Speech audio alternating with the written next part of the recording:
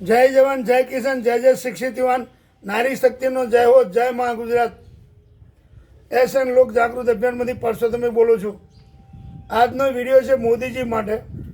માનનીય શ્રી વડાપ્રધાન નરેન્દ્ર મોદીજી એમણે 8,931 દિવસ સતત કામ કર્યું એવું બતાવે છે દેશ માટે। 8,931 દિવસ દેશ માટે સતત કામ કર્યું, એક પણ રજા પાડી નથી। તો એ ગર્વની વાત છે અને શુભેચ્છક હું પણ પાઠવું છું। કેમ કે હું એમનો ખાસ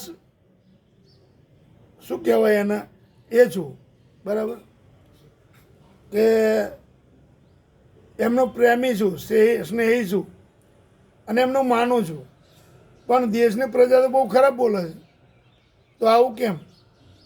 તમે 8,931 દિવસ કામ કર્યું તો એની શુભેચ્છા બરાબર છે, પાઠવું જ પડે, દેશના વડાપ્રધાન છે।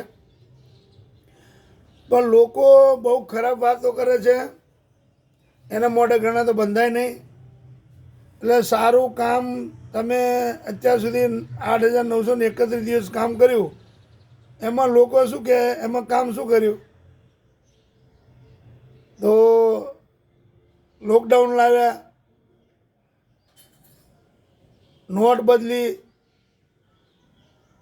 રસીકરણનું કર્યું, જીએસટી લાવ્યા અને અત્યારે હાલમાં જે કંઈ પેટ્રોલ ડીઝલ બાટલાના પ્રોબ્લેમો, એટલે લોકોને હવે એમ થઈ ગયું કે હજુ કંઈક બીજું કંઈ લાવવા નહીં સારું, જતા હતા છેલ્લે કંઈ બૂચ ના મારે સારું। એટલે આવી બધી વાતો બહુ ખરાબ થાય છે દેશમાં। અને મોદીજી તમે થોડું ધ્યાન આપો, તમારું નામ ખરાબ થાય। 70 વર્ષ ઉપરની ઉંમર થઈ ગઈ અને દેશના વડાપ્રધાન છો અને તમારું નામ ખરાબ થાય એટલે અમારે શરમજનક થાય છે।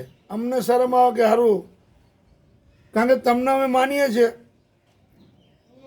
તમારા નામથી અમે વોટ આપીએ છીએ। પણ હવે લોકોના મોઢે ઘણા બંધાતા નથી, લોકોને તકલીફ છે એનો નિકાલ કરો અને જતા જતા કંઈક સારું કામ કરીને જાઓ। 8,931 સતત કામ કર્યું, પણ શું કામ કર્યું? તો કોઈ બધા લોકો આવું જ વિચારે, કોઈ સારું કામ કર્યું જ નથી એવું કે બધા। હવે અમારે તો તમને જ વોટ આપવાનો રહે, કારણ કે લોકો અંધભક્ત કહે છે, અંધભક્ત જે ગણે, અમારે તો વોટ તમને જ આપવાનો રહ્યો, તો અમને બી તકલીફ તો પડવાની જ। પણ હવે કરીએ શું? બંને ગુજરાતી ભાષા, કોઈ બીજા રાજ્યના નહીં કે ચલો ભાઈ આજે માનો કે અમિત શાહ બી ગુજરાતી અને નરેન્દ્ર મોદી એ ગુજરાતી, હવે બંને મળીને દેશમાં આ પરિસ્થિતિ કરે તો અમે તો ક્યાંય બીજા રાજ્યમાં છીએ, જમ્મુ કાશ્મીર બાજુ, તો અમને તો ગાળ જ પડે। જવા દો ને, તમારે વડાપ્રધાન આવવાનું ફલાણા આવવાનું, એટલે અમને તો સારું ક્યાંય બહાર નીકળવાનું હવે બંધ થઈ ગયું થયું। કોઈ જગ્યાએ વોટ માંગવા જવું હોય ને તો વિચારવા સારું શું કહેવું। વોટ માંગતા પહેલાં તો એ લોકો આવડી રપોડી દે આપણને, તો કરવું શું? ખરાબ ખરાબ ગાળો અમને બોલે કે તમે આટલું બધું દેશ માટે બરબાદી કરી નાખી તો હજુ તમે મોદીને જ પકડી રહ્યા, આવું બોલે લોકો। શું કરવાનું કહો? એટલે જતા હતા કે સારું કામ કરો, લોકોને ખુશ થાય, લોકનું હિત થાય એવું કામ કરો, મારું એવું માનું। વિરોધી જે વિરોધ કરો એ કરવા દો, એમનું કામ જ છે વિરોધ કરવાનો, પણ તમારો વિરોધ કેમ કરે? ખોટું એવું કોઈ વસ્તુ પકડાવી જ ના જોઈએ કે તમારો વિરોધ કરે। લોકોના હિતમાં કામ કરો, લોકોનું રક્ષણ થાય કામ કરો, ભ્રષ્ટાચાર દૂર કરાવો, મોંઘવારી હટાવડાવો અને શિક્ષિત યુવાનોને નોકરી આપો। આ કરો એટલે આ બધા જે વાતો કરે બધી બંધ થઈ જાય। અમારે તો બહાર નીકળવું જ મુશ્કેલ થઈ ગયું, હવે એવું થઈ ગયું।